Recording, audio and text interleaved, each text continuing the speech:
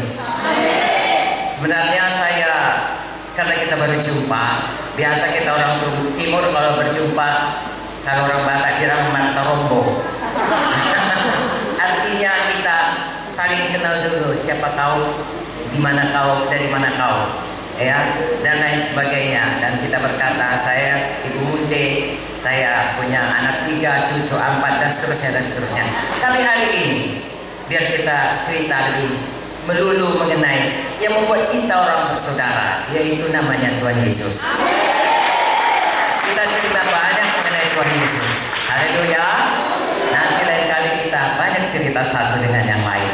Setuju saudaraku?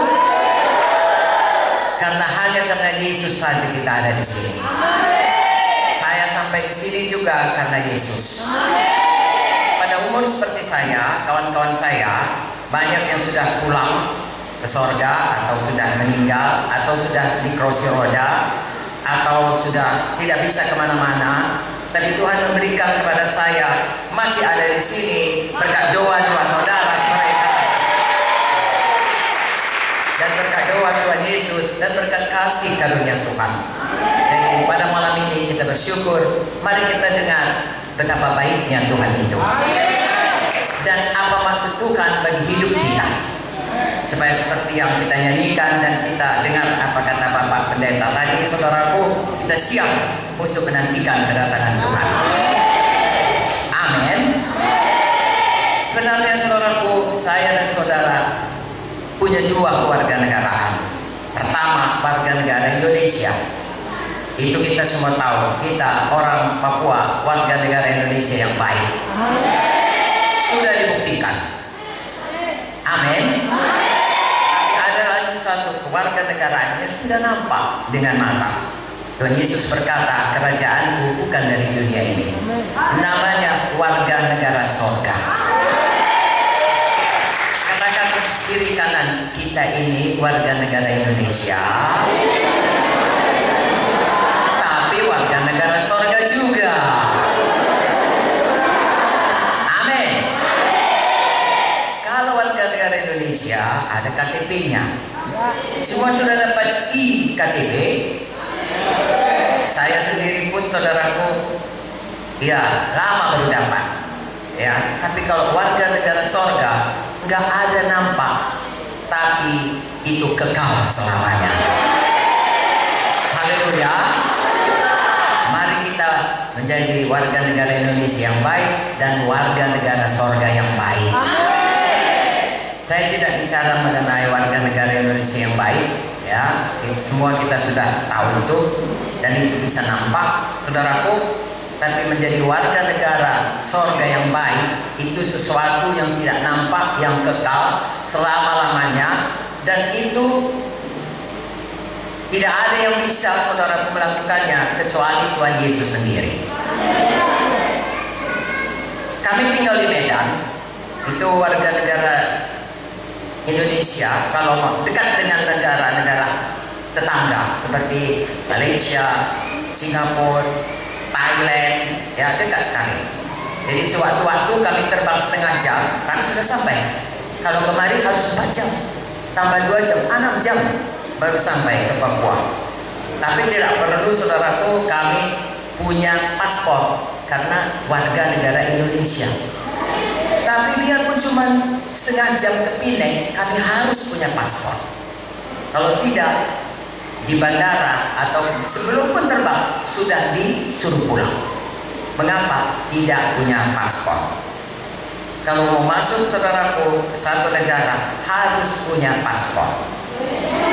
Orang asing mau masuk Indonesia harus punya paspor, visa untuk masuk Indonesia.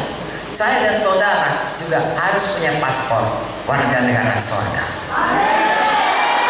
Haleluya. Warga negara kita kalau paspor ke Malaysia minta kepada departemen ya imigrasi. Jadi kalau kita mau masuk warga negara sorga harus ada paspornya darah Yesus.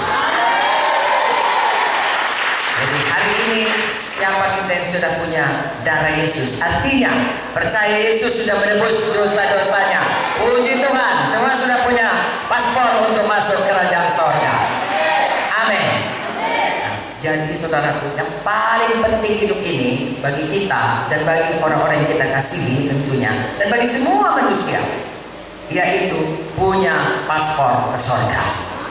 Artinya punya darah Yesus yang menyucikan dosa-dosanya.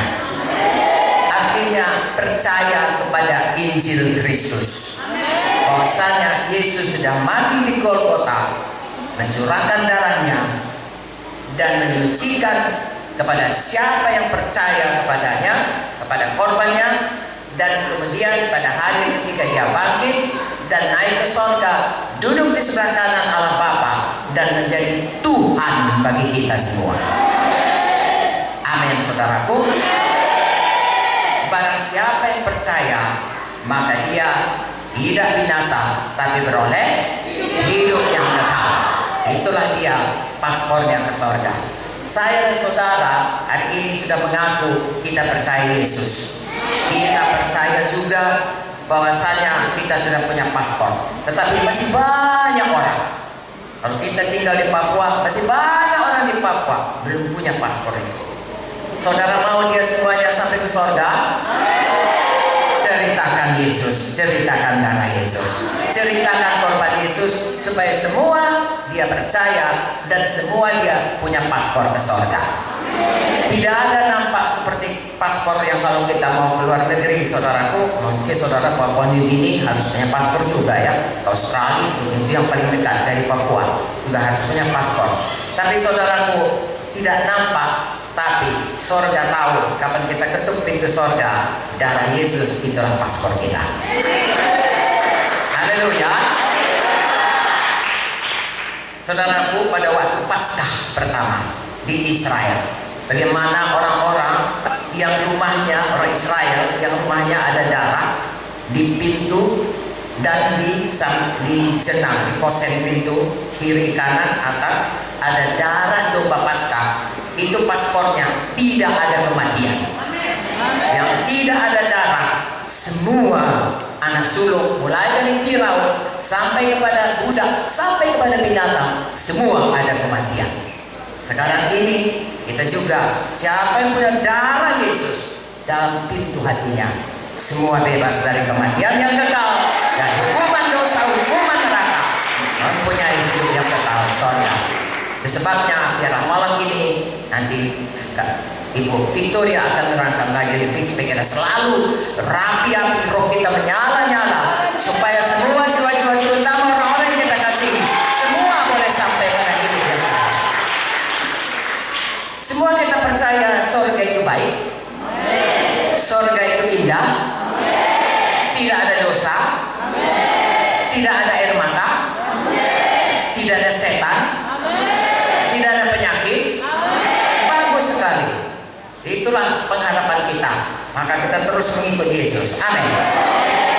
Tetapi coba pikir baik-baik. Kenapa tidak begitu kita terima darah Yesus, kita mati saja? Kan lebih senang di sorga. Sudah ada rumah. Tuhan bilang, aku sudah ke rumah. Ada Yesus. Ada hidup yang tidak perlu diganggu setan. Sebab penyakit misalnya itu bukan dari Tuhan, itu dari setan. Kecelakaan itu bukan dari Tuhan, itu dari setan. Itu kehendak Tuhan bukan. Dunia ini sebenarnya diciptakan Tuhan untuk manusia. Tetapi karena manusia berdosa, dia menyerahkan dirinya kepada setan, mematuhi apa kata setan. Dia bilang, jangan makan buah pohon kayu. Ada Hawa memakannya, Adam memakannya, jatuh kepada dosa. Lalu dunia ini berubah. Tangannya dan langsung berubah. Tadinya Adam dan Hawa suka bersekutu dengan Tuhan, tiba-tiba menjadi takut. Pertama sekali perkataan aku takut Tuhan adalah sesudah manusia berdosa. Itulah keadaannya pada waktu itu. Tetapi dikatakan surga itu senang dan lain sebagainya. Kita tidak perlu tinggal di dunia yang penuh ketakutan, penuh segala macam kekhawatiran. Kenapa kita tidak langsung saja? Atau kenapa Tuhan tidak begitu bilang, Yesus, aku terima engkau waktu Al-Taqor, langsung mati saja? Toh kita sudah bisa ke surga. Hari ini saudaraku, kita lihat dari firman Tuhan, karena ada rencana Tuhan bagi saya dan saudara. Sesudah terima Yesus ada rencana Tuhan. sedikit hari ini punya kesempatan sebentar ini, saudaraku, saya sampaikan supaya jangan ada kita yang gagal. Sudah pasti ada rencana Tuhan, maka Tuhan berikan kita tinggal di dunia ini. Sudah pasti ada rencana Tuhan. Kenapa sampai umur 77 tahun saya masih hidup? Ada rencana Tuhan dalam hidup saya. Haleluya. Tahukah saudara, umur 30 tahun saya sudah sakit jantung. Jantung saya, kita kalau jantung berdetak 60 atau 80 kali tek, tek. Jantung saya tidak begitu. Tek, tek 2 kali, berhenti 3 kali. Dia. Kemudian lagi tek. Pada waktu dia diam, rasanya melayang, rasanya seperti takut mati. Saya dokter, saudaraku. Justru dokter lebih takut lagi karena itu bisa mati. Tapi puji Tuhan, Yesus hidupkan saya lagi. Saya ada di sini. Guru saya, profesor bagian penyakit jantung bilang, pasang pacu jantung. Artinya kira-kira pakai baterai jantungnya. Jadi kalau baterainya mati, saya pun matilah. Begitulah yang sudah disediakannya. Tapi saya nggak pernah pakai itu pacu jantung. Jantungnya dihidupkan Tuhan sampai sekarang ini 40 tahun lebih, saudaraku. Kenapa saya ceritakan? Bukan mengenai saya, mengenai Tuhan Yesus. Kalau saya ditolong Tuhan Yesus, kita pun semua bisa ditolong Tuhan Yesus. Amin. Kembali kepada rencana Tuhan dalam hidup kita. Ada rencana Tuhan dalam hidup kita. Firman Tuhan berkata, Roma 3:23, yaitu semua manusia sudah berdosa. Mungkin kalau ditanya dari kawan-kawan kita atau orang di kampung kita ini orang baik.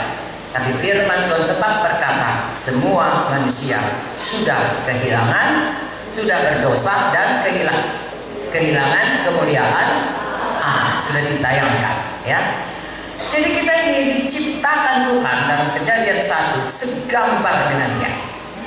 Tuhan itu mulia, percayakah saudara Tuhan itu mulia? Jadi kita diciptakan segambar dengan Tuhan. Berarti kita juga mulia, mencerminkan gambaran kemuliaan Tuhan. Tapi karena dosa, hilang kemuliaan Tuhan. Makanya kita diselamatkan Tuhan supaya kemuliaan Tuhan itu dikembalikan Tuhan. Ciptaan yang segambar dengan Tuhan itu dipulihkan Tuhan. Haleluya. Dunia ini tidak bisa melihat Tuhan. Tuhan ada di sorga. Tuhan Yesus beberapa tahun, 33 tahun ada di bumi, tapi kemudian dia kembali di sorga. Dia datang untuk menyelamatkan kita, kembali di sorga. Lalu kita semua yang sudah percaya Yesus tinggal di sini tidak segera mati karena ada rencana Tuhan bagi kita yang paling utama, mengembalikan kita kepada rencana yang semula, menciptakan kita segambar dengan Tuhan, mulia supaya kita dipulihkan.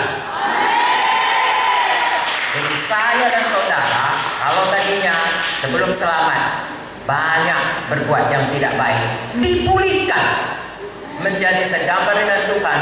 Tuhan itu Tuhan yang mulia, tidak ada dosa padanya, Tuhan yang kudus, Tuhan yang mengasihi, Tuhan yang berkuasa. Saya bacakan Kejadian 1. Kejadian 1 ayat 26 sampai 28. Saudara lihat di depan, sama-sama kita baca. Ayat 20. Berfirmanlah Allah, baiklah kita menjadikan manusia menurut gambar dan rupa kita, supaya mereka berkuasa atas ikan-ikan di laut, burung-burung di udara, dan atas ternak, dan atas seluruh bumi, dan atas segala binatang melata yang merayap di bumi. Maka Allah menciptakan manusia itu menurut gambarnya. Menurut gambar Allah diciptakannya dia, laki-laki dan perempuan diciptakannya mereka. 28. Allah memberkati mereka. Lalu Allah berfirman pada mereka, beranak cuculah, bertambah banyak, penuhilah bumi, taklukkanlah itu, berkuasalah atas ikan-ikan di laut,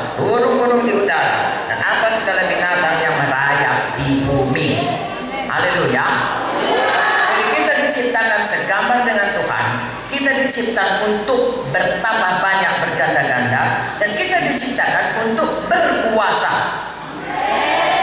Sesudah berdosa, saudaraku, ini semuanya hilang. Kemuliaan Allah hilang, kita bukan lagi berkuasa, bahkan kita menjadi hamba dosa. Dan saudara baca skedul pembacaan Alkitab GKI, ya. Ini sekarang sedang baca Roma. Ya, Roma 6 berkata, dulu sebelum kita terima Yesus, kita hamba dosa. Sekarang sesudah terima Yesus, kita hamba kebenaran. Hamba itu artinya kepada siapa kita patuh, taat, kita hambanya. Kalau kita taat kepada dosa, kita hamba dosa. Itulah sebelum kenal Yesus. Sesudah kita kenal Yesus, kita sekarang hamba Yesus. Itulah yang membuat kita bisa dipulihkan Tuhan kembali seperti ciptaannya dulu, rencananya dulu waktu menciptakan manusia. Pada waktu kita memilih menjadi hamba Yesus, maka kita bisa dipulihkan kembali kepada kemuliaan Tuhan. Kemuliaannya segambar dengan Tuhan. Tidak satu hari, hari lepas hari, sampai kita mati. Singkat ceritanya, artinya saya dan saudara kalau sudah terima Yesus harus berubah. Harus berubah. Meninggalkan manusia lama, masuk atau hidup dalam manusia baru. Kalau Yesus sudah betul-betul dalam hati kita, Yesus itu betul-betul sudah menyucikan dosa kita, Yesus itu betul-betul Tuhan dalam hidup kita. Roma 10 ayat 10 berkata, percaya dengan hati Yesus itu sudah mati dan bangkit pada hari ketiga untuk menebus kita, dan mengaku dengan mulut Yesus itu Tuhan. Dialah Tuhan kita, kitalah hambanya. Dan kalau orang mengaku itu hidup yang mesti berubah. Haleluya. Kalau dahulu dia mencuri, berhenti mencuri. Saya bacakan Efesus 4. Ini bukan kata Ibu Munte, bukan kata GKI, bukan kata motivasi, tapi ini firman Tuhan. Tahukah saudara, firman Tuhan itu adalah Tuhan sendiri. Pada mulanya adalah firman. Firman itu bersama-sama dengan firman itu adalah. Jadi saudaraku, apa yang dikatakan firman Tuhan ini, itulah sebenarnya kehendak Tuhan, itulah kebenaran Tuhan. Mari kita ikut sungguh-sungguh. Mari kita baca Efesus 4 ayat 22 dahulu, supaya kita semua berubah, dipulihkan Tuhan, supaya Papua penuh dengan kemuliaan Tuhan. Orang tidak bisa melihat Tuhan Yesus. Tuhan Yesus ada di sorga, Bapa ada di sorga, Roh Kudus tidak kelihatan. Itulah Tuhan kita, ya, Tritunggal, Allah Bapa, Allah Anak, Allah Roh Kudus. Tidak ada yang bisa nampak, tapi orang bisa melihat, ya, dari kehidupan kita bagaimana sebenarnya mulianya Tuhan itu. Karena hidup kita mencerminkan kemuliaan Tuhan. Bagaimana bisa mencerminkan kemuliaan Tuhan kalau kita berubah? Kalau kita tidak berubah, kita tetap kehilangan kemuliaan Tuhan. Tapi kalau kita berubah, kita mencerminkan kemuliaan Tuhan. Nanti saya bacakan 2 Korintus 3 ayat 18, di mana kita makin hari makin mencerminkan kemuliaan Tuhan. Dan untuk itu kita semua harus mau berubah. Baik, saya bacakan, kita sama-sama membaca. Bagus kalau kita sama-sama membaca, supaya betul-betul kita makin dengar, makin ingat, dan makin masuk di hati kita. Ayat 22 Efesus 4, yaitu bahwa kamu berhubung dengan kehidupan kamu yang dahulu harus menanggalkan manusia lama yang menemui kebinasaannya oleh nafsunya yang menyesatkan. Stop. Saya dan saudara harus meninggalkan manusia lama, manusia yang dulu kita sebelum ikut Tuhan, itu yang kita perbuat. Tinggalkan itu. Itu sebabnya kita semua mau dibaptis. Pada waktu kita dibaptis, kita berkata, atau pendeta mendoakan kita, membaptiskan kamu, menenggelamkan kamu, sama seperti Yesus mati, dikuburkan, kita pun menguburkan manusia lama kita. Kalau sudah dikuburkan, saudaraku, gak ada lagi bangkit, kecuali kalau dia gak mati. Kalau dia mati, dikubur, gak ada lagi. Seharusnya begitulah manusia lama atau hidup kita yang berdosa dulu. Kita kuburkan, tinggalkan itu semuanya, jangan biarkan lagi bangkit. Bagaimana caranya? Ayat 23, supaya kamu dibaharui di dalam roh dan pikiranmu. Sayang, kita kalau selamat, tubuh kita masih sama. Kalau pesek, seperti saya tetap pesek. Tidak tiba-tiba kalau lahir baru jadi mancung seperti orang barat. Tidak. Ya, kalau rambut saya hitam, sebenarnya rambut saya sudah putih, saya cek jadi hitam ya. Ya, dia tetap sedemikian. Kalau saudara keriting, tetap keriting. Ya, cuma Kak Vicky diceknya rambutnya agak lain sedikit. Ya, kalau tidak ada berubah tubuh, tapi roh dan jiwa, pikiran kita itu harus berubah. Karena dari situlah manusia lama itu bertindak. Bagaimana pikirannya, bagaimana rohnya di dalam, bagaimana kehendaknya, itulah yang menjadikan dia. Kalau pikirannya baik, dia jadi orang baik. Kalau pikirannya najis, dia akan jadi orang najis, melakukan hal yang najis. Itu sebabnya harus dibaharui. Roma 12 ayat 1 dan 2 berkata, supaya kita membaharui pikiran kita ini, sehingga kita tahu apa kehendak Tuhan, apakah yang baik, yang berkenan dan yang sempurna. Makanya saya dan saudara baca skripsi saudara tiap hari. Setia kebaktian. Jadi pelaku firman.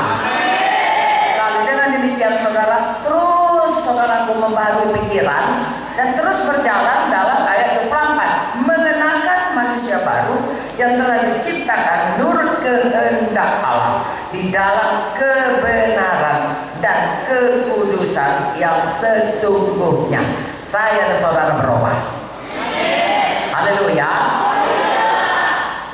Dengan singkat saya katakan, tidak dengan kekuatan sendiri. Itu sebabnya pada waktu kita dibaptis, kita juga penuhlah dengan Roh Kudus. Kalau sudah dibaptis, tiap-tiap hari, tiap-tiap kebaktian, tiap-tiap berdoa, seperti tadi, penuhlah dengan Roh Kudus. Haleluya.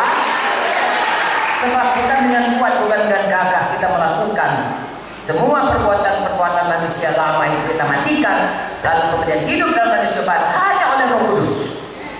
Roma 8:13 berkata, dengan roh kamu mematikan semua manusia lama, lalu kemudian dengan roh kita hidup dalam hidup yang baru.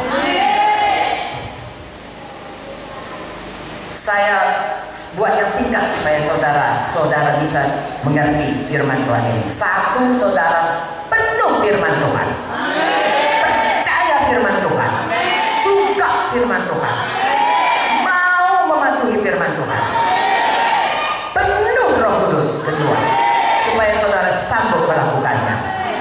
Dan saudara lihat dan saya lihat, kita semua bisa berubah, mengenalkan manusia baru. Semakin hari semakin dibaharui, sehingga semakin menjadi seperti Yesus. Dengan kata lain, kemuliaan itu dipulihkan. Semakin hari semakin besar kemuliaannya.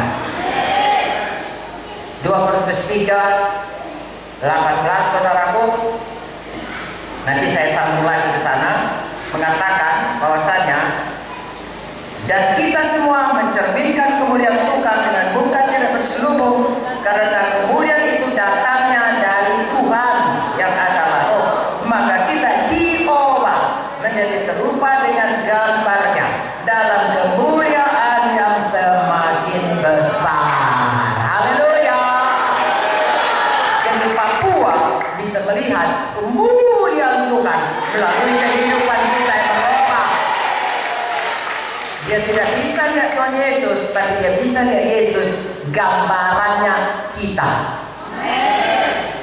Kalau ada cermin sekarang ini, ya, saudara bisa lihat gambar di cermin. Saudara tidak lihat saya, tapi saudara bisa lihat Ibu Munte di cermin itu. Oh begitu Ibu Munte. Amin. Saya ulangi. Kalau ada misalnya cermin sekarang ini, katakanlah di sana, saudara nggak lihat saya. Kalau misalnya saya ditutup di sini, tapi saudara bisa lihat saya. Dan kadang-kadang orang kalau mau mencuri lihat dan dia buat seminggu cermin, orangnya nggak tahu. Rupanya kita udah lihat dia semua, entah lagi ngapain kan. Nah begitulah, kita tidak melihat orangnya, tapi kita melihat gambarannya. Gambaran itu bukan orangnya, tapi gambaran itu memperlihatkan bagaimana keadaan orang itu sesungguhnya. Kita ini gambaran Tuhan Yesus diciptakan. Tuh orang tidak melihat Tuhan Yesus, orang tidak tahu Tuhan Yesus, bahkan tidak pernah dengar ada Yesus, tapi dia bisa lihat gambaran Yesus dari hidup kita yang diobatkan hari lepas hari. Makanya kita sungguh-sungguh mengikut Tuhan, supaya kekasih kita, saudara-saudara kita, orang-orang di sekitar kita, yang dalam jangkauan kita, teman kita sekantor, kawan kita kuliah, sekolah, saudara-saudara kita, sepupu-sepupu kita, orang-orang yang kita jumpa waktu belajar, dan nggak lihat Yesus, tapi dia lihat gambaran Yesus dari hidup kita. Haleluya. Itu sebabnya kita berdoa supaya dilihat oleh mereka gambaran manusia baru. Kalau dia lihat gambaran manusia lama, tidak ada bedanya dengan orang berdosa. Dia tidak melihat gunanya mengikut Yesus. Tapi kalau kita meninggikan Yesus, memuliakan Yesus, firman Tuhan berkata, kalau Yesus ditinggikan, dia akan menarik orang datang kepadanya. Jiwa-jiwa datang kepada Tuhan, kepada gerejanya, kepada keselamatan. Saya bacakan manusia baru dalam Efesus 4 tadi, contoh-contohnya. Kita semua tahu hukum 10, saudaraku.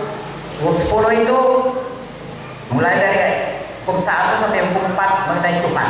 Jangan ada padamu ilah lain, jangan bikin paku, jangan menyebut nama Tuhan sia-sia, jangan tidak hormati hari Sabat. Itu mengenai hubungan dengan Tuhan.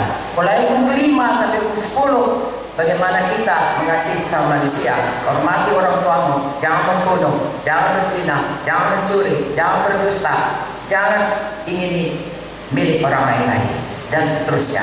Saudaraku, hukum-hukum lainnya banyak di dalam hukum Taurat. Nah, itu semuanya kita tinggalkan. Di dalam Alkitab ini, firman Tuhan ini, kalau kita patuh kepada Tuhan, kita patuh pada firman, ada singkatnya saudaraku, ada janji Tuhan. Misalnya, oleh bilur-bilur Yesus, kamu sudah itu janji Tuhan. Untuk janji Tuhan, supaya itu bisa jadi kepada kita, kemudian Tuhan jadi kepada kita, kita harus punya iman. Saudara mau diberkati? Punya iman untuk diberkati. Punya firman yang saudara sampaikan. Yesus sudah menjadi miskin supaya oleh kemiskinannya kamu menjadi kaya. Berilah supaya kepadamu diberi. Berikan persepuluhanmu supaya tingkat-tingkat langit dibukakan, larang pelahap dijauhkan Tuhan. Itu janji. Ada juga perintah, hendaklah engkau mengasihi Tuhan Allahmu dengan segenap hati, segenap jiwa, segenap kuat, segenap akal beri. Itu perintah. Kalau perintah harus dipatuhi. Saya tanya sayang, kalau janji harus dipercayai, kalau perintah harus dipatuhi. Ya, haruslah kamu begini, haruslah kamu begitu, harus dipatuhi. Ada lagi larangan, jangan. Kalau sudah dikatakan Tuhan jangan dikerjakan. Kalau dikatakan Tuhan buat, harus dibuat. Kalau katakan Tuhan janji, harus dipercayai. Haleluya. Sangat mudah mengikut Tuhan. Firman Tuhan berkata, kalau kau mengasihi Tuhan, patuhilah semuanya firman Tuhan, dan firman-Nya itu tidak berat untuk dipatuhi. Begitu banyak janjinya, percaya saja. Lalu tidak ada yang mustahil bagi kita yang percaya. Begitu banyak perintahnya, saudaraku, ikuti saja, membawa damai dan berbahagia kepada kita. Mazmur 1 berkata, berbahagialah orang yang tidak berjalan menurut nasihat orang fasik, tidak berdiri pada jalan orang berdosa, tapi dan tidak duduk dalam kumpulan pencemooh. 3 hal yang tidak baik. berjalan menurut nasihat orang jahat, orang fasik, berdiri pada jalan orang berdosa, duduk dalam kumpulan pencemooh, itu kompromi dengan dosa. Jangan di situ. Ayat 2 berkata, yang kesukaannya adalah Taurat Tuhan, yang merenungkannya siang dan malam. Ayat 3 berkata, ia akan menjadi seperti pohon yang ditanam di tepi aliran, yang berbuah pada musimnya, tidak layu daunnya, apa saja yang dipegangnya berhasil. Perhatikan itu, beri kemuliaan kepada jalan sejati. Jadi kita lihat dalam 3 ayat ini, yang satu, jangan, ya kan, jangan berjalan pada nasihat orang fasik, jangan berdiri pada jalan orang berdosa, jangan duduk kumpulan, jangan lakukan ini. Di bawahnya dikatakan kalau kita lakukan, orang fasik seperti sekam di tiup angin. Sekam di tiup angin, saudara, kita kemana perginya? Hilang. Kita tidak mau hidup kita hilang, kita mau hidup kekal selamanya. Ayat 2 berkata, lakukan ini, suka firman Tuhan. Ayat 3 berkata, ini janjiku, kau akan berhasil, beruntung selalu. Saudaraku, begitulah firman Tuhan ini. Begitulah hidup kita. Mana yang Tuhan bilang jangan oleh Roh Kudus, saudaraku, kita udah tahu itu jangan dikerjakan. Mana yang disuruh Tuhan kerjakan, suka Taurat Tuhan, kerjakan sungguh-sungguh. Mana dijanjikan Tuhan, kau akan beruntung, kau akan berhasil, percayai sungguh-sungguh. Itu bagian Tuhan menggenapi janjinya. Kalau kita akan lihat hidup kita beruntung, berhasil, saudaraku, dalam segala perkara Tuhan selalu tidak pernah bisa bohong. Kalau saya bersaksi nanti bagaimana Tuhan menggenapi janjinya, 3 bulan ini nggak siap. Tapi saudara percaya Tuhan tidak pernah bohong. Firman Tuhan berkata, dia bukan manusia sehingga dia berdusta, dan sehingga tidak menepati janji dia. Tuhan yang setia, kalau kita tidak setia, dia tetap setia. Dia selalu menggenapi janjinya. Jadi hari ini, kalau saya dan saudara mau menjadi manusia baru, kita harus menggenapi apa kata Tuhan, yaitu tanamkan manusia lama, baharui pikiran kita dengan firman Tuhan, penuh selalu dengan Roh Kudus, lalu kerjakan manusia baru, yaitu seperti tadi, apa yang disuruh Tuhan kita kerjakan, apa yang dilarang Tuhan jangan kerjakan, apa yang janjikan Tuhan percayai. Contohnya dalam Efesus 4 tadi, mudah saja saudaraku, ini masih mengenai hukum 10. Saudara baca Alkitab saudara akan tiap-tiap hari bertambah dibaharui Tuhan. Amin. Adakah saudara mengerti firman Tuhan ini? Adakah saudara diberkati? Adakah roh saudara menyala-nyala? Punya iman jadi terang bagi kemuliaan Tuhan di seluruh Papua ini, sehingga Injil Tuhan, sehingga terang Tuhan menyebar seluruh Papua dipenuhi dengan kemuliaan Tuhan. Saudara sudah ditempatkan Tuhan di Papua, tidak ada yang kebetulan. Saya ditempatkan di Medan, tidak ada kebetulan. Hari ini saya ada di sini, tidak ada kebetulan. Mazmur 139 berkata, sebelum pun kita lahir, hari-hari kita sudah dituliskan Tuhan. Bahagia kita sekali lagi patuh kepada Tuhan. Hari ini kita ditetapkan, mari menjadi manusia baru. Firman Tuhan hari ini kita lihat contohnya di Efesus 4 ayat 25.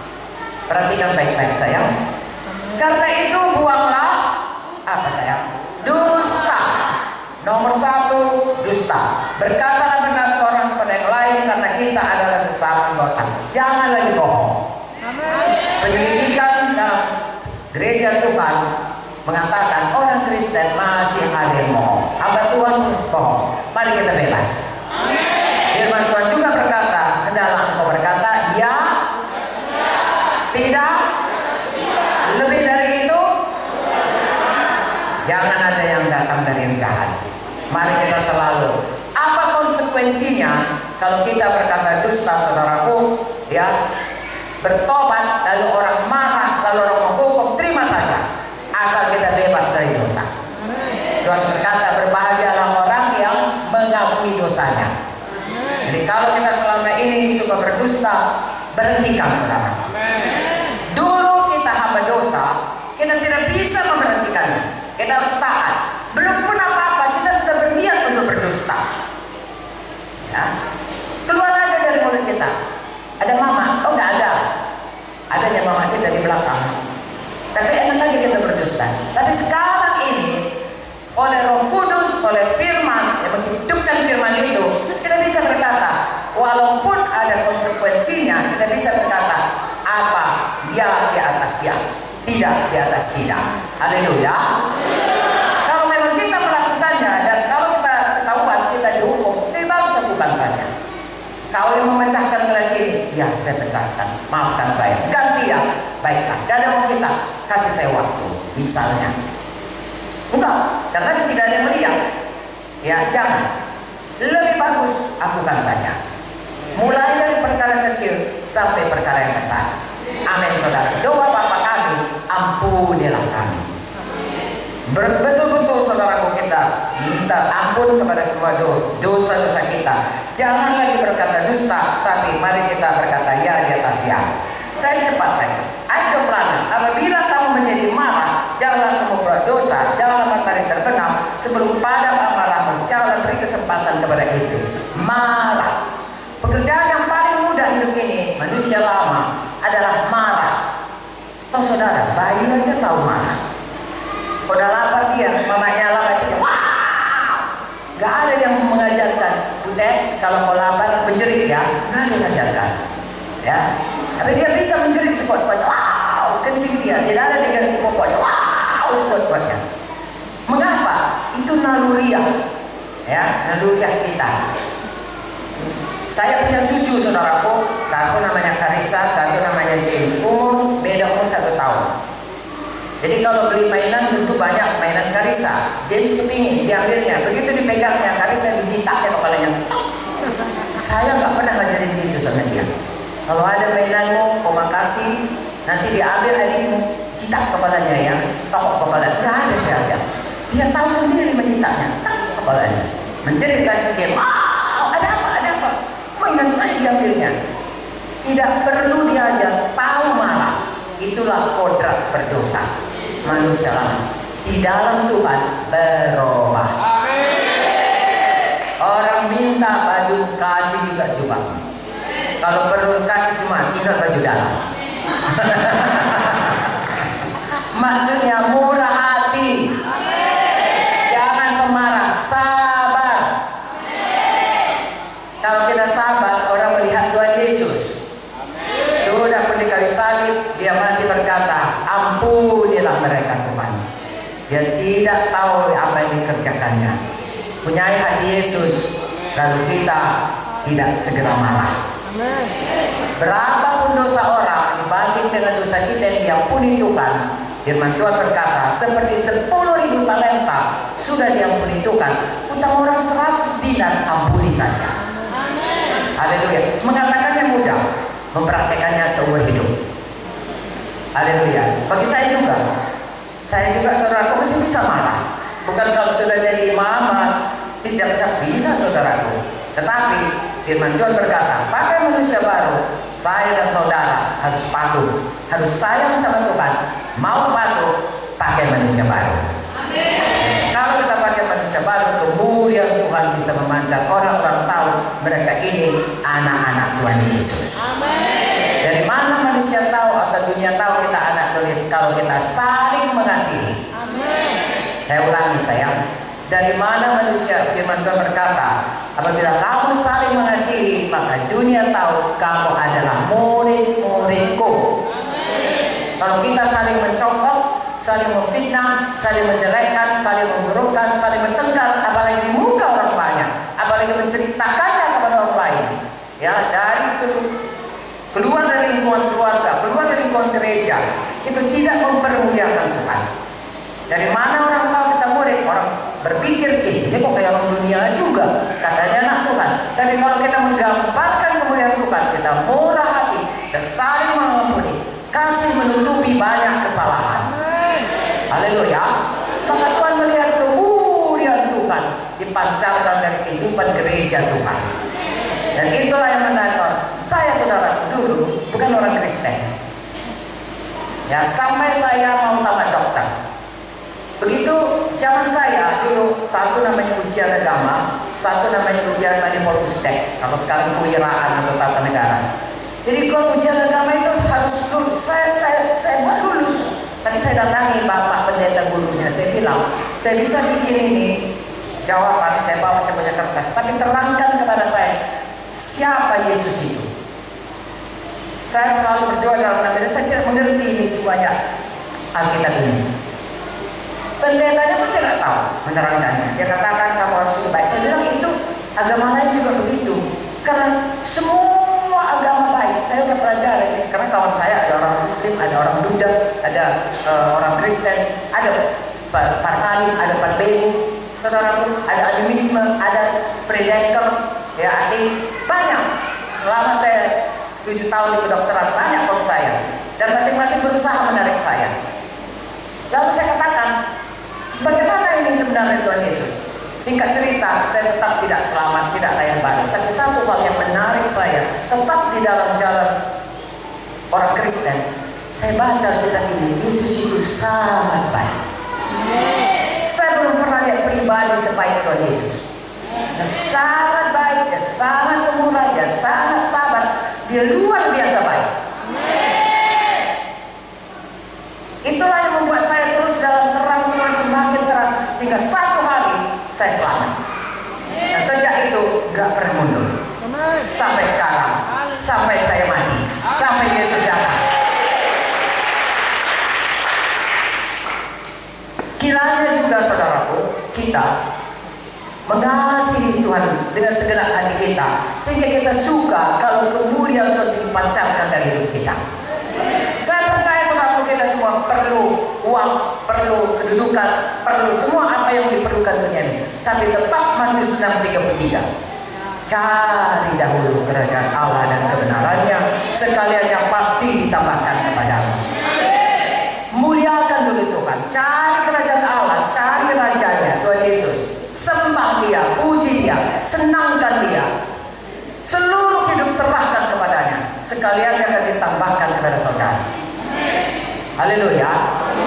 Bapak saya saudara, dia toko emas, belum selamat. Hanya paling banyak bisnisnya kalau hari Minggu. Nah sekitar Pondok Injil tempat kami berdagang itu, tempat bapak saya berdagang itu perkebunan. Jadi kalau hari Minggu semua orang turun ke kota untuk membeli emas. Dulu nggak ada bank yang memberikan bunga, enggak. Semua orang simpan uang emas. Jadi toko itu kalau hari Minggu, belum pun kami bangun sudah berbaris orang untuk membeli emas. Begitu bapak saya selamat, dia tutup hari Minggu untuk kebaktian. Amin. Tutup betul. Satu-satunya toko pribumi di situ waktu itu adalah toko bapak saya. Lainnya semua dari saudara-saudara suku Chinese.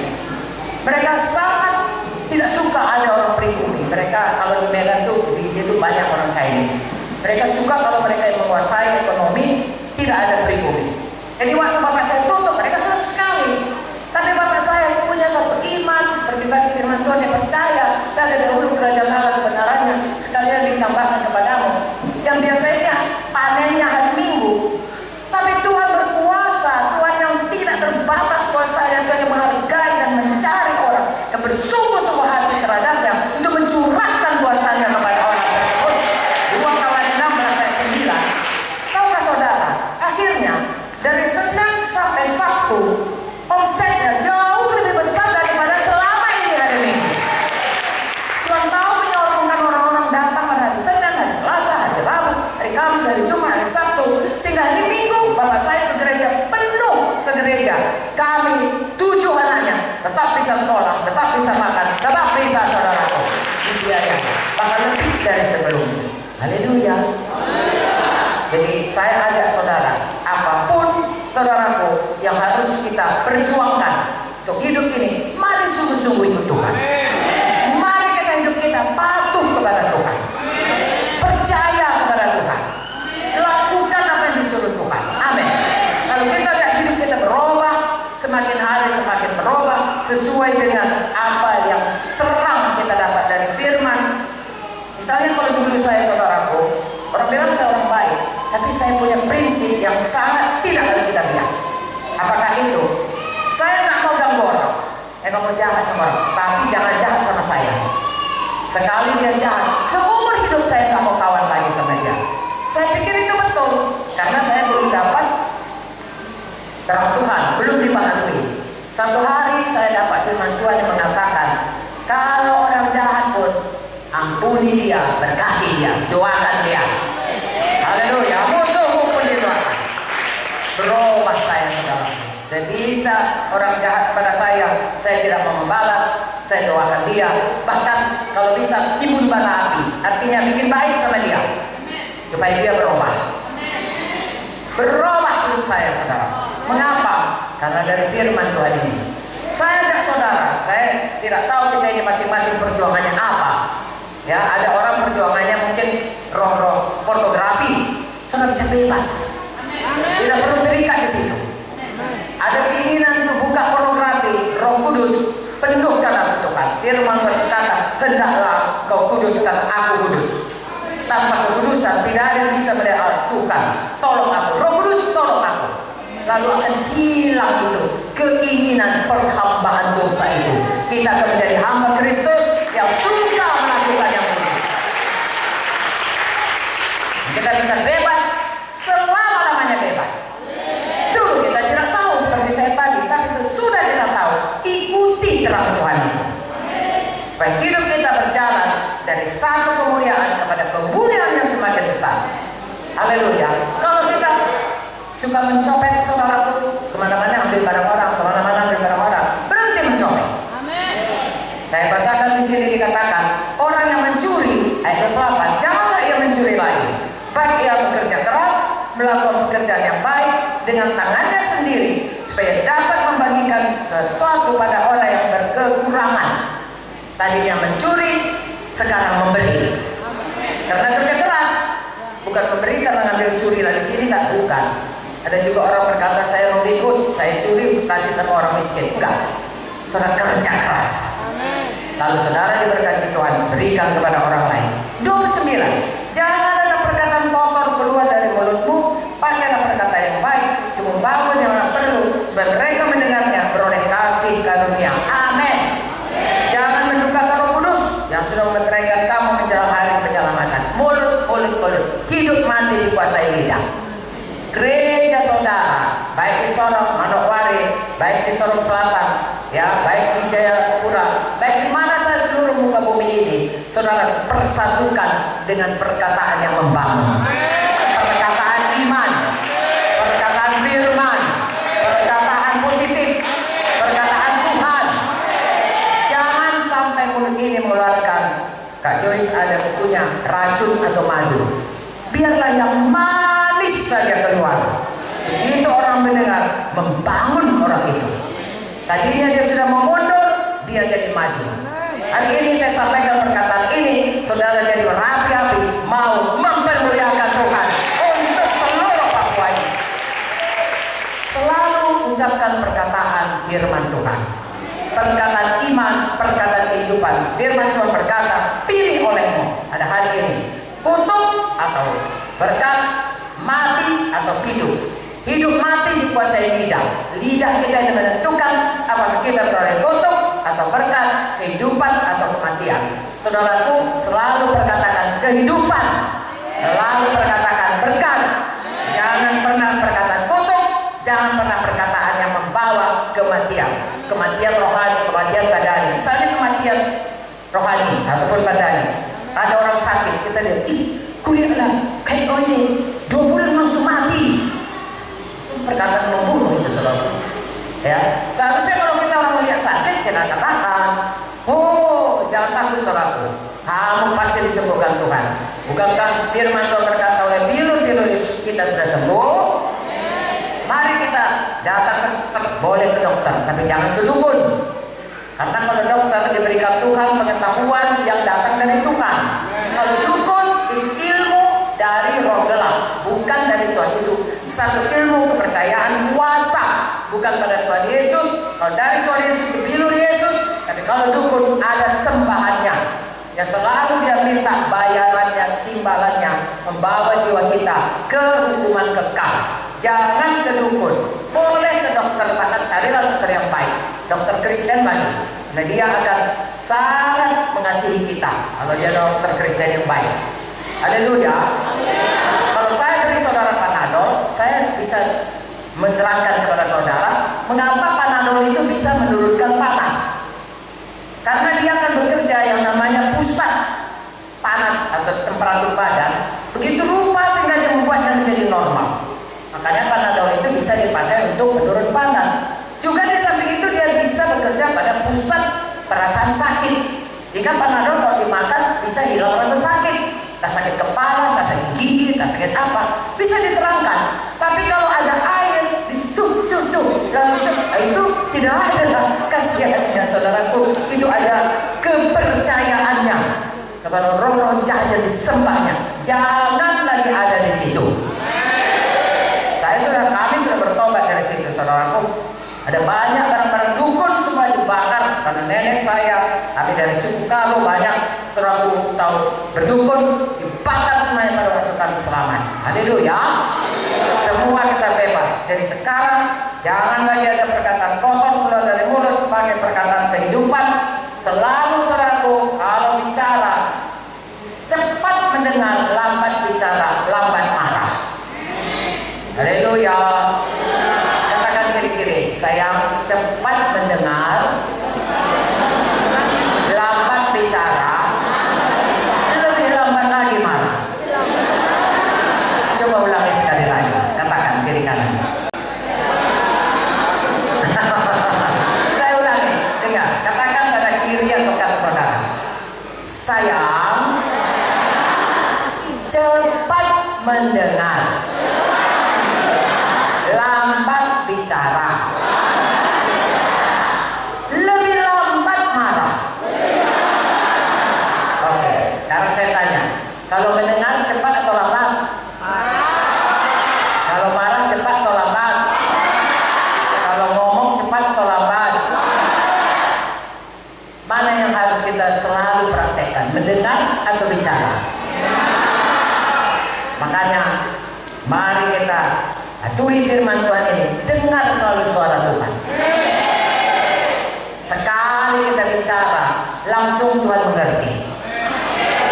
Kalau kita bicara saja kepada Tuhan, berdoa saja kepada Tuhan, tapi gak dengar suara Tuhan, Tuhan tidak bisa menjawab yang tidak sesuai dengan apa yang dikatakannya. Misalnya, kita takut akan satu perkara. Firman Tuhan berkata, jangan kamu khawatir, serahkanlah segala permintaanmu dengan doa, permohonan dan ucapan syukur misalnya. Tapi kita nggak baca ayat itu, kita khawatir langsung aja bicara. Kita nggak mau dengar dulu suara Tuhan. Lalu kita, Tuhan aku takut, Tuhan panggil aku, Tuhan penyakit ini, Tuhan kata dokter, Tuhan bilang, tunggu aku mau bicara, Tuhan aku begini, Tuhan aku, tidakkah kau mendengar doaku? Oh Tuhan, masihkah aku mendengar? Banyak kali bicara, tapi tidak bisa dijawab. Kenapa? Tidak belajar mendengar. Mari kita belajar banyak mendengar. Lalu sekalipun kita bicara, Tuhan, bukankah firman-Mu berkata oleh bilur-bilur Yesus, aku sembuh, sembuhkan aku Tuhan. Haleluya. Hari ini kita sudah belajar banyak. Amin. Dua ayat terakhir saya bacakan supaya kita tahu hal-hal mana yang kita buang, hal-hal mana yang kita pakai. Ayat 31 sama-sama kita buang, sama-sama kita baca lalu kita buang. Segala kepahitan, segala kegeraman, kemarahan, pertikaian, fitnah, hendaklah buang di antara kamu. Demikian pula segala kejahatan. Coba ulangi bacanya. 1, 2, 3.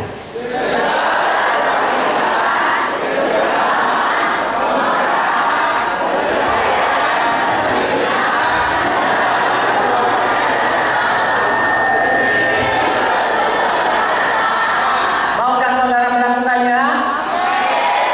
Maukah saudara jadi manusia baru? Dijadikanlah kepada saudara. Enggak berhenti buang. Selanjutnya kita kerja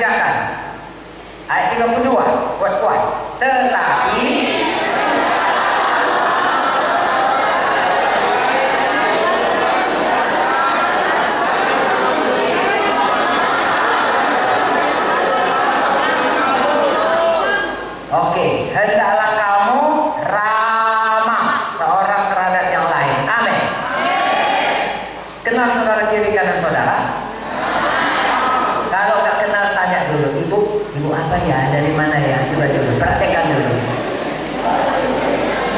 Kalau sudah kenal, peluk dia. Karena dikatakan sini, ramah, penuh kasih mesra, saling mengampuni.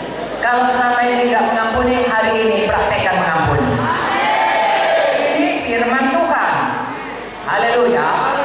Sebagaimana Kristus telah mengampuni kamu. Kita percaya Kristus mengampuni kita. Kita pun lapang hati mengampuni semua orang. Ini sedikit contoh daripada bagaimana dipulihkan menjadi segambar dengan Tuhan Yesus. Manusia baru itu akan mencerminkan hidup Tuhan Yesus, gambaran Tuhan Yesus. Amin. Tuhan Yesus nggak pernah bohong. Amin. Tuhan Yesus nggak pernah mencuri. Dia bakal memberkati. Haleluya.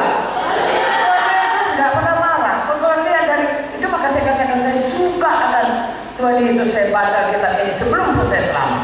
Gak ada nampak Tuhan Yesus marah. Orang berbuat jahat kepada dia, orang mau menjatuhkan dia dari tebing, semua dia marah pada waktu orang berjualan di gereja. Dia marah karena Tuhan, bukan karena dirinya.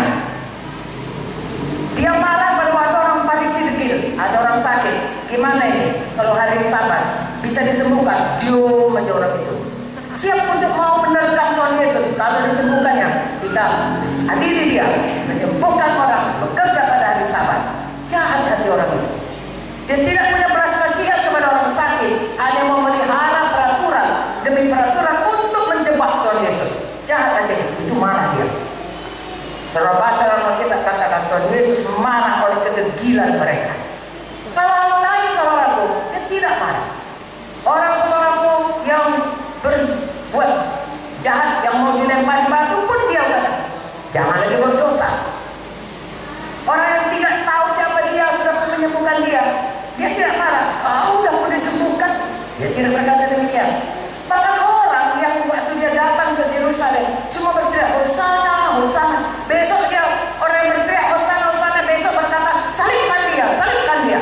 Itu pun dia tidak marah. Ampunilah mereka Tuhan, mereka tidak tahu apa yang dikerjakannya. Jadi mari kita seperti Tuhan Yesus. Bukan berarti kompromi dengan dosanya, tidak. Tetapi kita mengasihi dalam kebenaran, ya. Dan kita berpegang pada kebenaran, tapi tetap dalam jalan kasih. Itulah yang harus kita praktekkan, saudara dan saya belajar seumur hidup, sehingga setiap hari kita lebih memancarkan. Coba ya, kalau misalnya cermin itu, ya, digambarkannya saya, lalu cermin itu kotor. Gak nampak kan gambarannya? Gak nampak gambaran, katakanlah saya, kelihatan hidung saya gak nampak gitu, atau mata saya gak nampak, jelek jadinya. Atau cermin itu retak. Kalau pernah lihat gambaran di misalnya di tempat pertunjukan, kalau cermin retak kan orang nampaknya begini, kepalanya ke sana, kepalanya kemari, gara-gara cermin retak, rusak gambaran itu. Begitulah hidup kita kalau kita tidak kembali dipulihkan menjadi seperti Yesus. Dosa kita itu merusak gambaran Tuhan dalam hidup kita. Apalagi kalau kita merasa saya orang Kristen, tapi gambaran Tuhan yang rusak itu kita pertunjukkan setiap hari. Saya mohonlah saudaraku, biarlah kita masing-masing berubah tiap hari. Dengan demikian gambaran Tuhan itu makin hari makin dipermuliakan, makin jelas kepada orang. Memang siapa itu berubah. Tadinya, misalnya di kampung kami saudaraku, sejak sekarang dia sudah jadi hamba Tuhan yang besar, tapi tadinya di kampung itu dia tukang copet ayam. Tiap malam ada orang kehilangan ayamnya, maling ayam. Begitu dia selamat, aman kampung itu. Semua ayam tumbuh sampai dewasa. Orang kampung sendiri berkata, saya nggak usah kasih tahu namanya, dia hamba Tuhan sekarang, besar gerejanya saudaraku. Tapi dia terkenal sebagai maling ayam, dan orang berubah, dan kampung itu sampai sekarang ada gereja, karena orang melihat semua anak-anak muda di situ berubah hidupnya. Haleluya. Selama ini saudaraku dia pembohong, kalau dia bicara bohong. Tapi sesudah dia bertobat, bisa dipegang perkataannya, lalu orang katakan memang betul lah Yesus itu bisa mengubahkan hidupnya. Lalu orang-orang yang berjamaah Tuhan, satu kesempatan baginya kapan dia melihat perubahan itu, melihat kemuliaan diselamatkan. Untuk itulah kita tetap hidup memancarkan kemuliaan Tuhan. Haleluya. Yesus sekarang ada di sorga, kita ada di bumi, kita adalah anggota tubuhnya yang mengerjakan pekerjaan-pekerjaan yang seharusnya siang Tuhan mau kerjakan di bumi ini, tapi dia sudah di sorga, kita lah dipakainya. Seperti badan saya ini, ya, saya bekerja, seluruh tubuh saya ini bekerja untuk melaksanakan apa kehendak Tuhan dalam hidup saya. Tangan saya bekerja, kaki. Makanya saudara semua, mari melayani Tuhan sungguh-sungguh. Di gereja Tuhan ini, di mana saja saudara ditempatkan Tuhan, mari melayani sungguh-sungguh. Ya, kalau tangan saya ini nggak mau sungguh-sungguh, saudaraku, misalnya saya mau khotbah begini, tangan saya berkata, saya mau libur dulu hari ini, mau munting, suruhlah orang memegang mic ini. Saya nggak mau. Lalu tangan saya lumpuh di sini. Saudara semuanya dari tempat duduk akan berkatakan, dalam nama Yesus, lumpuh tangan ibu itu, bergeraklah. Tidak memancarkan kemuliaan Tuhan. Atau kemudian saudaraku, mata saya nggak mau terbuka. Saya capek dari tadi, dari kemarin nggak tidur. Saya mau tidur di sini. Waktu saya mau khotbah, mata saya nggak mau patuh pada saya. Lalu di sinilah saya dibuatnya tidur. Saudara sudah semuanya saudara akan tidak diberkati. Tidak melihat satu keharmonisan dalam tubuh saya. Tapi kalau semua kita tunduk kepada Tuhan Yesus, tunduk kepada pemimpin yang disuruh Tuhan, sehingga kita bekerja harmonis. Kalau saya baca Efesus 4 mulai dari 1 sampai ayat 16, kita bekerja harmonis satu dengan lain. Kalau orang melihat kemuliaan Tuhan, oh betapa indahnya, betul. Dan betapa eloknya kalau kita semua bersahati, masing-masing mengerjakan tugas. Jangan katakan nggak ada, semua kita perlu. Saya memang nggak punya alis tebal, tapi kalau saya cukur ini sampai habis, saudara, saya datang kemarin, ibu itu kayak tuyul. Memang ini perlu juga lah. Tapi tanpa saudara, ini alis ini terutama bukan untuk supaya jangan jadi tuyul. Terutama ini alis, kalau sedikit ada gunanya. Kalau siang hari kita khotbah, misalnya saya khotbah, lalu banyak sinar matahari, peluh banyak turun, itu peluh sampai alis mengalir ke samping, dia tidak jatuh ke mata. Akibatnya saya masih terus bisa khotbah dan baca Alkitab. Kalau tidak ada alis ini, air mata, peluh sampai ke mata, saya nggak bisa lihat ini karena saya kan saudara-saudaraku, mana dia dari ayahnya tidak nampak saya. Jadi alis yang kecil ini pun ada gunanya. Haleluya. Ada bulu-bulu kecil di hidung, ada gunanya. Di kampung kami ada namanya Gunung Sinabung, baru meletus. Saya harap di sini jangan ada gunung meletus. Abu semua. Karena ada bulu-bulu hidung, sangkut di bulu hidung. Memang besoknya banyak lantai hidung. Tetapi sangkut. Tapi kalau tidak ada bulu hidung, itu semua abu masuk ke paru-paru. Semua orang Sumatera Utara kena debu, semua dapat bronkitis. Tapi gara-gara bulu hidung yang nggak kelihatannya nggak perlu, semua aman-aman aja. Ditambah kalau dikasih pemerintah masker, pakailah masker. Tapi Tuhan sudah menciptakan masker terutama untuk menghalangi kita, untuk hidup dengan sehat, dengan bebas. Ada fungsi kita semua. Saudara, di gereja semuanya penting. Sapu gereja pun penting. Lamp ini semuanya pun penting, apalagi sound system, apalagi penyanyi dan lain sebagainya. Bahkan yang paling penting sering yang tidak kelihatan. Jantung saya ini kan nggak kelihatan, paling penting. 30 kali detik dia berhenti, saya sudah tidak bisa lagi berbuat apa-apa. Tidak kelihatan, paru-paru tidak kelihatan. Di gereja ini kadang-kadang ada yang tidak kelihatan, misalnya berdoa sapaan. Nggak ada kelihatan, dia nggak tengah-tengah ini berdoa sapaan. Ya, di mana-mana dia. Tapi doa sapanya kayak mesin generator yang menghidupkan terus kuasa Roh Kudus bekerja dalam sidang Tuhan. Jadi semua penting. Apa saja ditaruh Tuhan, ambil bagian saudara. Tidak ada yang tidak punya pelayanan. Nah, seluruh tubuh ini ada gunanya. Haleluya. Kuku pun ada gunanya. Ini kuku saya ini selalu nggak ada catnya, ada yang dicantikinya bagus. Tapi tahukah saudara, kuku ini melindungi kita. Kami kalau belajar untuk jadi dokter itu harus jadi perawat, bagaimana membuat tempat tidur pasien. Kalau mau menaruhkannya harus start kuku di atas. kalau bikin sak kuku ini koyak, jari ini tumpah. Jadi kuku ini gunanya untuk melindungi kalau pekerjaan-pekerjaan berat sehingga jari ini tidak luka. Seperti itulah kira-kira seluruh kita dalam tubuh Kristus ini. Saling melindungi, saling melengkapi, saling melayani, diikat satu dengan yang lain. Lalu kalau saudara lakukan itu semua, saudara berubah hari lepas hari. Satu dengan lain saling mengasihi, setia dan lainnya. Dan satu lagi, saya katakan tadi, saudara melaksanakan perintah agung. Karena Tuhan berkata, beritakan Injil, muridkan jiwa-jiwa. Saudara dimulai dari beritakan Injil. Nggak bisa orang jadi murid kalau tidak dapat keselamatan dulu, dapat paspor dulu, paspor ke surga, jadi anak Tuhan dulu. Kalau sudah jadi anak Tuhan baru bisa dimuridkan. Kenapa ada gedung gereja? Gedung gereja adalah tempat orang yang bernazar untuk mau dimuridkan, mengikut Tuhan sungguh-sungguh sehingga dia kelak memuridkan orang lain lagi. Mengapa? Kerajaan sorga dikatakan tadi salah satu ciptaan Tuhan, beranak cuculah penuhi bumi. Sayang, anak cucu badani. Ini anak saya 3. Kalau dia tidak kenal Tuhan Yesus, dia hanya di dunia ini saja anak saya. Di sorga saya tidak lihat dia. Kalau saya sendiri mengikut Tuhan, anak saya tidak mengikut Tuhan. Makanya pastikan anak-anak kita, cucu kita semua mengikut Tuhan, supaya itu di bumi, keturunan kita, di sorga pun kekal selama-lamanya. Tapi ini kabar baik bagi orang yang belum menikah dan mungkin tidak menikah ataupun tidak punya anak.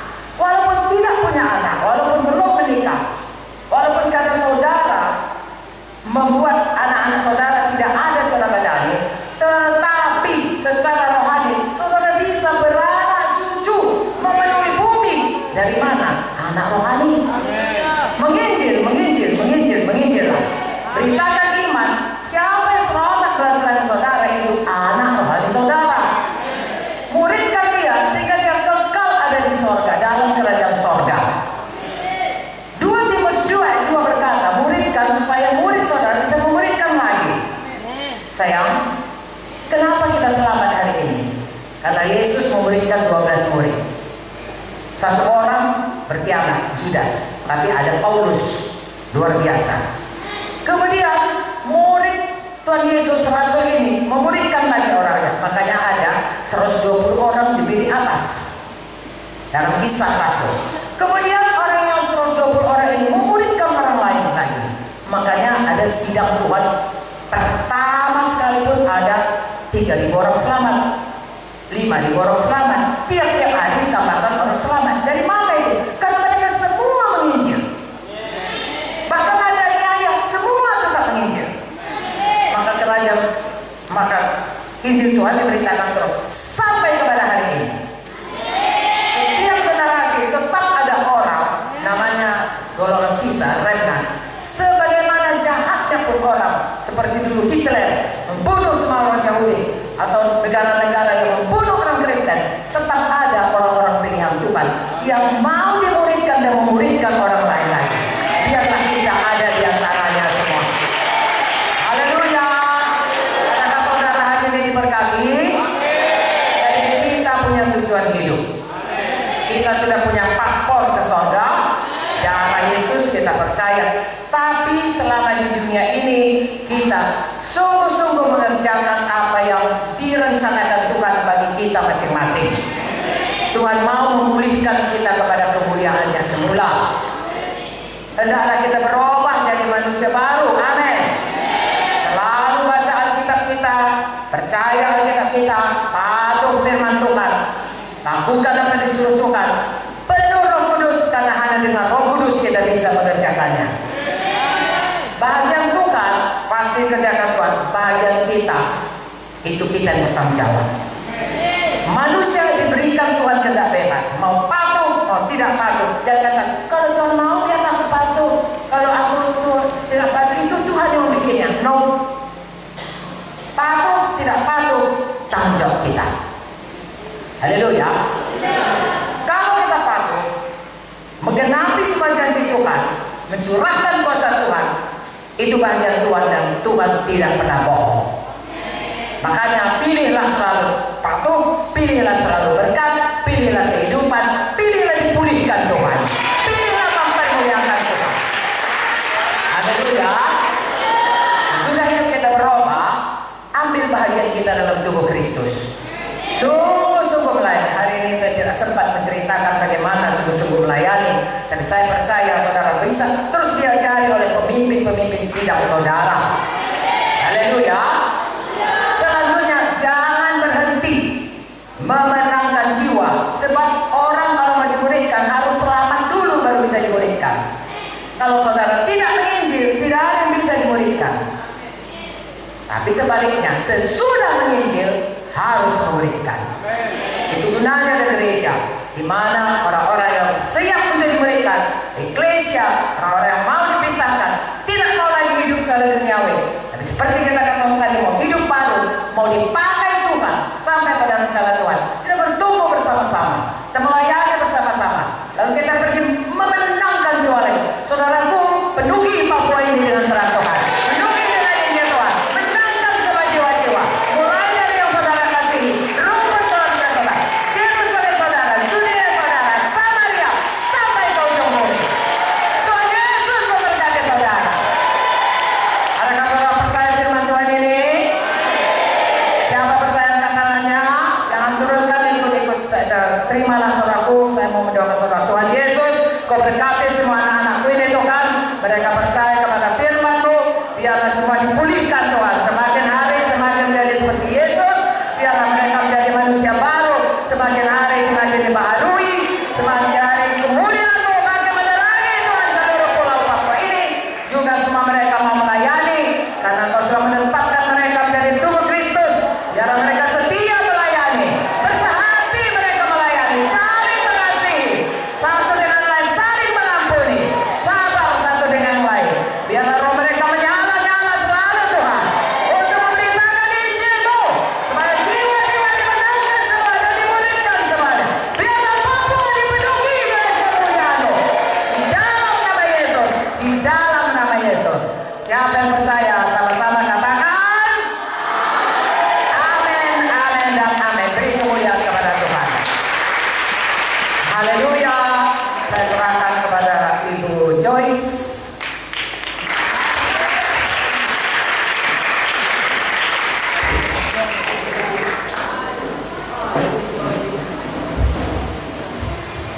Haleluya. Ya, Ibu Joyce saudaraku, saya waktu mengandung dia, umur saya sudah lanjut. Dokter berkata, apalagi waktu masih sakit jantung, dokter berkata lebih baik digugurkan saja. Tetapi saudaraku, kami dengan Pak Mutia percaya dia sekarang jadi hamba Tuhan. Dari umur 12 tahun dia sudah seminar dan cabang-cabang seluruh Indonesia, mulai dari Palembang sampai ke Jawa, ke Bali dan seterusnya. Tuhan sangat berahmat kepadanya. Kita mujizat Tuhan dia hari ini ada di sini.